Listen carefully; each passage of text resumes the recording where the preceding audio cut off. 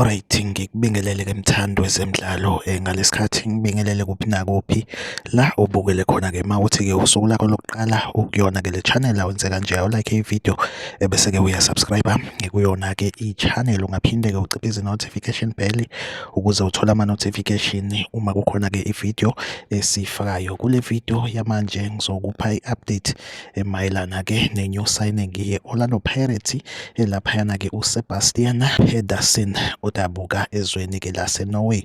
Umdlali ke njengamanje akakafiki la eNingizimu Afrika, kodwa ke indaba ezinhle esitholayo ekuthiwa ke osukwini ke lwakusasa ngoLwesibili impela ke uzotheleka la eMzansi ke ukuze akwazi ukuthi ke naye aqale ke ukuzilolonga nalo ke iqembu lalo ke iBhakabhaka. Impela ke kusasa ngoLwesibili uSebastian Pedersen impela ke uzotheleka la eMzansi. Iyona update nje engiphethe ke njengamanje, like ivideo, subscribe kuyona ke i-channel. Mina nawe ngizohleze ngikhona la enguphathele ke ezemidlalo kwi-Betway Premiership. Okwamanje ke ivideo yethu asibambe la, ngethemba lokuthi ke sophinde sihlangabezane kwi-video elandelayo. Isale kahle.